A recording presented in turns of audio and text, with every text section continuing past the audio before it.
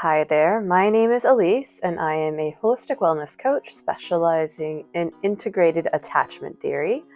And I work with anxiously attached women to help them to overcome their core wounds and attract that secure, loving relationship that they've always desired and truly deserve. And today we are going to be talking about no contact after a breakup. Now, before we get started, if you are liking what you're seeing or if you're getting value, please place some comments down below. I'd love to have a conversation with you to see if this is something that you're going through, or maybe this is something that you've been through and you can share what's helped you. Also, please like, share, and subscribe. Okay, let's begin. First of all, I want to say, if you are watching this video right now, it probably means that you're going through a really tough time. Believe me, I have been there myself. I have done no contact many more times than I would like to have. If you're watching this video now, you've probably just gotten broken up with, or perhaps you're the one who did the breaking up. But either way, you're probably going through a lot of pain, and you're just trying to find some sense of relief through this whole situation. And that's okay. That's okay. Now, a lot of you may be watching to try to get your ex back, which can happen. And other people might be watching this just so that they can find some sort of healing. And that's great as well. We'll be talking about both of those situations. So, what does no contact mean? Well, no contact means that you are not going out of your way to contact your ex. It's the intentional decision to break free from communication. So this means no calling, no texting, and no social media stalking. This is time to focus on you. Now you might be thinking, well, how can I focus on me? All I can do is think about this person. Yes, that's the reason why you need to focus on you during this time. When you have broken up with somebody, or you've been broken up with, you are going through an internal sea of turmoil, especially if you're anxiously attached. You are going through every conversation, every situation, every single thing that has taken place in your relationship, and trying to figure out what you could have done better, what went wrong, and how you wish you could just turn back time. And unfortunately, that is not something that we can control, but what we can control is what we do now and what we do in the future. So when we go through this process, as we're talking about this, I want you to keep that in mind. I need to take back my control. I need to take back my control. Control over the things that I can control. Not controlling somebody else, but controlling myself and my situation. So instead of placing all of this mental focus and attention on this other person, it's time to take a look inside, because breaking up with somebody is the best time for healing. It's the best time for growth. And this is exactly what you want to do to take advantage of this situation. Because if you do take advantage of this situation, it means one of two things. Either one, you can get your ex back, or two, you can get yourself back and attract an even better person. So now let's talk about how different attachment styles respond to no contact. And we're going to be focusing on the two types of avoidance. Now let's talk about dismissive avoidance. So remember how I said that fearful avoidants have aspects of the avoidant and of the anxious, which means that they kind of go between the two.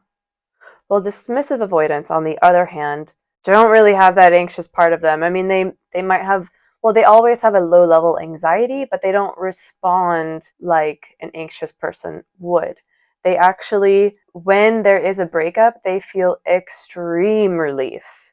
Extreme relief, because for a dismissive avoidant, being in a relationship causes a lot of triggers to come up, and they actually feel a lot safer on their own. They feel more comfortable on their own. So when they finally get to be on their own, they're actually quite happy.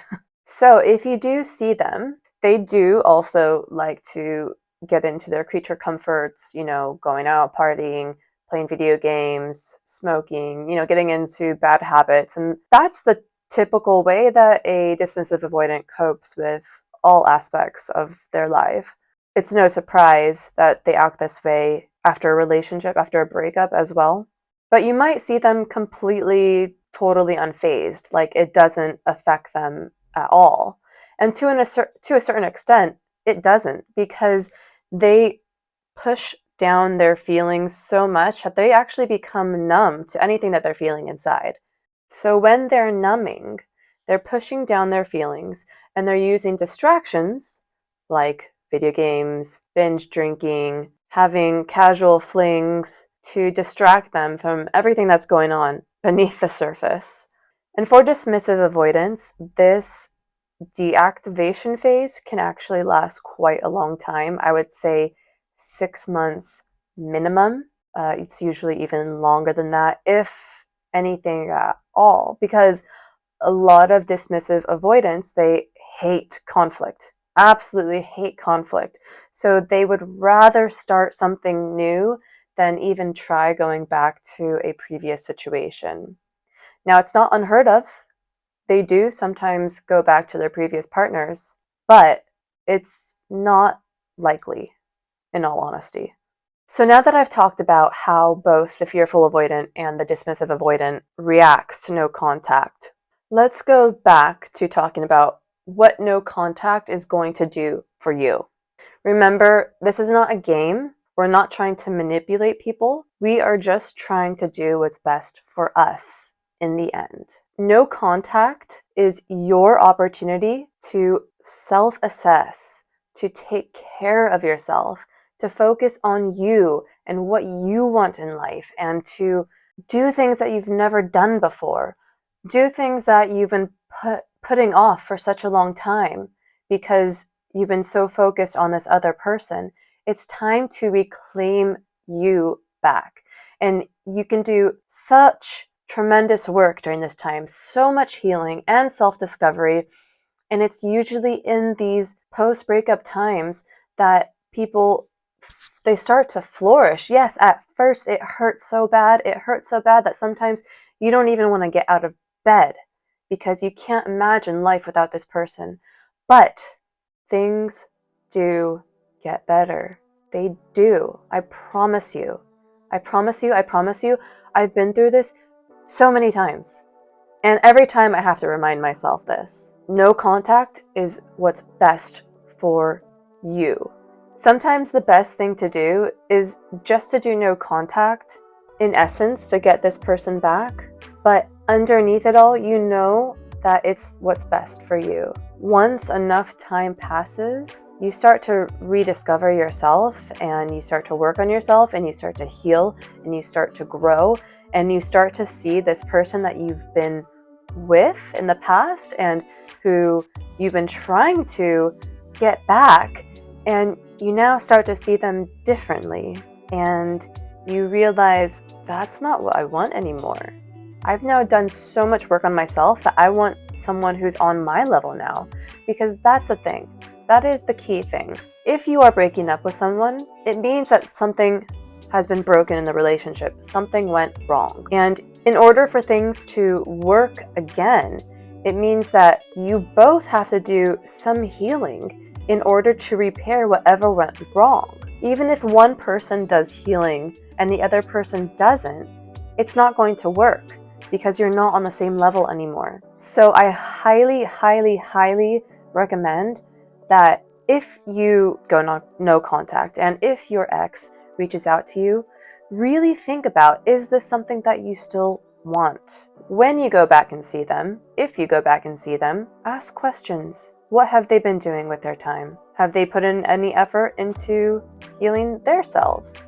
Have they had any growth? If they haven't leveled up the same way that you have, it's probably not going to work out again. And you might be better off with somebody new who is on your level, someone who has done the work on themselves too, someone who you can actually build a future with and who is going to respect the work that you've done on yourself as well. Imagine what it would feel like to attract a partner who is as secure, grounded, and loving as you are yourself.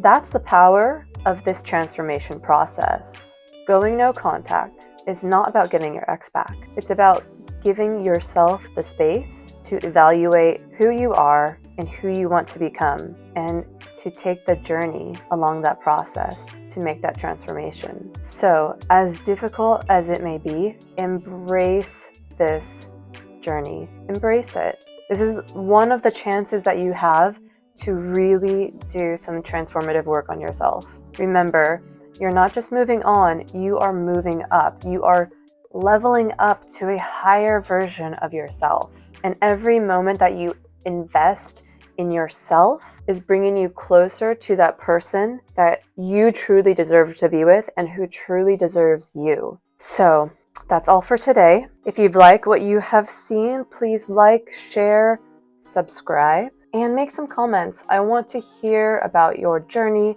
I want to hear about how you're handling no contact. What step or stage are you at in this process? Maybe share some ideas that have helped you that can help other people too.